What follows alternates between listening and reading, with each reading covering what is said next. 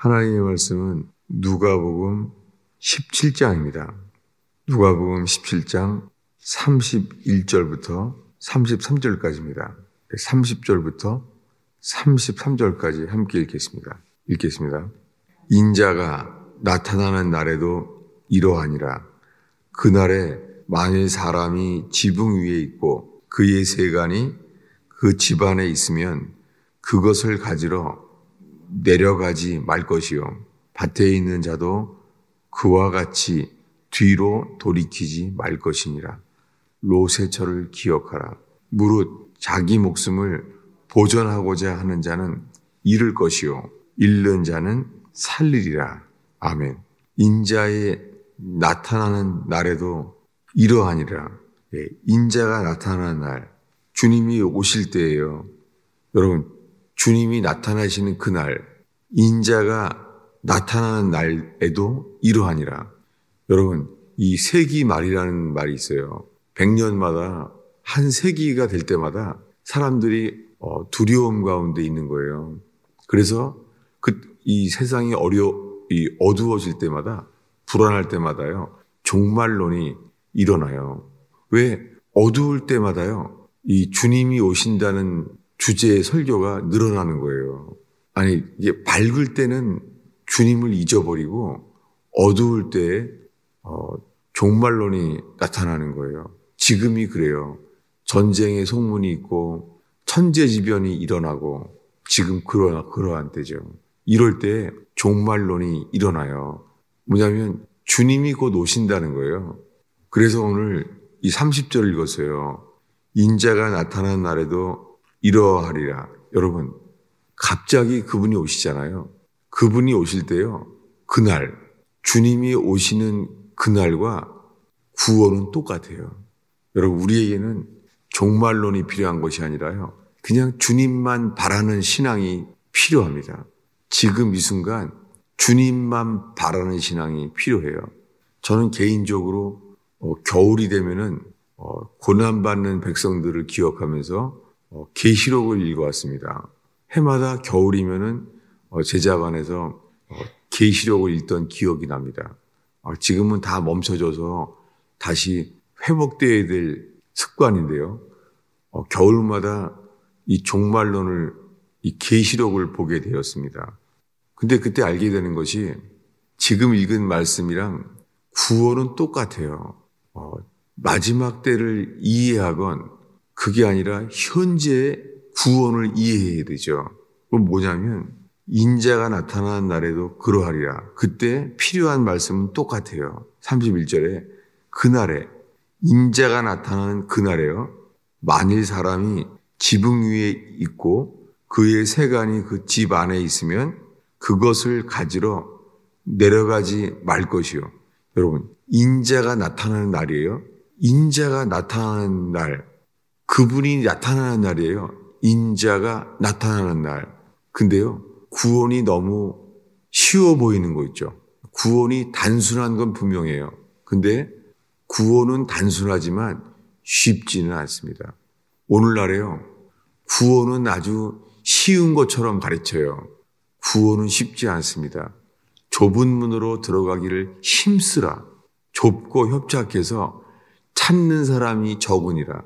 정말 구원은요, 어려운 것이에요. 왜냐하면 회개하지 않는 우리가 복잡해요. 우리가 복잡하기 때문에 단순하게 주님만 바라보는 마음이 이 부패한 우리 속에서는 생기지를 않아요. 근데 그날에 세간을 가지러 내려가지 말라는 거예요. 구원이 너무 쉽죠. 주님만 바라보면 돼요. 그날에, 인자가 나타나는 날에 세간을 가지러 내려가지 말라는 거예요. 근데 여러분, 세간을 가지러 내려갈 사람들이 없을 거겠죠. 여러분, 우리 육신적인 사람은요, 육신에 붙잡혀 있는 사람들은 세상을 사랑하는 삶에 있어요. 예수님보다 세상을 더 사랑해요. 그래서 구원이 불가능해요. 그날에, 인자가 나타나는 날에 어디를 바라봐야 돼요? 주님만 바라보면 돼요. 세간을 가질러 내려가지 않아야 돼요. 너무 쉬워 보이죠. 그리고 말합니다. 밭에 있는 자도 그와 같이 뒤로 돌이키지 말 것이니라. 집 안에 있거나 밭에 있는 자, 집 바깥에 있는 자 마찬가지예요. 그러니까 이 예화가 예수님이 그 집 안에 있는 일이거나 집에 있는 일이거나 집 안이나 밭이나 마찬가지예요. 뒤로 돌이키지 말 것이니라. 지금 예수님이 이 누가복음 17장에 뒤로 돌이키지 말 것이니라. 변함이 없어요. 구원은 주님이 나타나는 그때 주님만 향하는 게 구원입니다. 구원은 영원히 변함이 없어요. 여러분, 우리에게는 그래서 종말론, 계시록이 필요한 게 아니라 주님이 필요합니다. 그래서 계시록은 예수님이 성경의 맨 마지막 책으로 쓰셨잖아요. 요한계시록을. 어떤 사람들은요, 마치 성경책에 제일 신경 쓰는 게 계시록인가 봐요. 오히려 신앙이 계시록이 있으면은 영적으로 깨어있는 사람인 줄로 알아요. 정말 많이 봐요. 근데 예수님이 창세기를 인용합니다. 32절에 롯의 철을 기억하라. 롯의 철을 기억하라는 거예요. 언제요? 인자가 나타나는 날에 어떤 일이 일어나는지 롯의 철을 기억하라는 거예요. 롯의 처가 어떻게 됐죠? 롯의 처는 소금기둥이 되었습니다. 그날은 소돔 고모라에 불심판이 일어난다고 한 날입니다. 주님께서 소돔 고모라를 불로 심판하겠다는 거예요. 그래서 소알성으로 돌아가라는 거예요. 소알성에 들어가라는 거예요. 근데 그때까지 소돔성을 나와서 소알성에 들어갈 때까지 뒤돌아보지 말고 머물지 말라는 거예요. 롯의 처는 어떻게 생각했겠어요? 구원이 쉽네. 뒤돌아보지 말고 계속 가면 되는 건데 너무 쉬운 거죠. 따로 미리 준비할 필요가 없는 거죠. 놀랍게. 근데 그가 소금 기둥이 되었습니다. 그런데 이 일에 대해서 뒤로 돌이키지 말 것이니라 라는 말 앞에요. 예수님이 설명합니다. 33절을 우리 한 목소리로 읽겠습니다. 무릇 자기 목숨을 보존하고자 하는 자는 잃을 것이요 잃는 자는 살리리라. 예, 이 창세기의 이야기 속에 예수님이 한 가지를 덧붙였어요. 무릇이란 말은 대개 일반적으로 다 해당된다는 거예요. 모든 사람에게 해당된다는 거예요. 자기 목숨을 보존하고자 하는 자는 잃어버린다는 거예요. 놀랍게 창세기에는 안 나와 있는데 롯의 처가 왜 소금기둥이 되었는지에 그 내면의 이유를 설명해 놨어요. 그는 소금기둥이 되게 했어요. 소금기둥이, 사람이요. 여기에 필요한 교리도 있어요. 뭐냐면 소돔 고모라를 불로 심판하라고 했던 이유는 뭐죠? 죄 때문입니다. 소돔 고모라가 인간의 모든 죄 중에서 이제 동성애, 거기에 이르게 됐어요.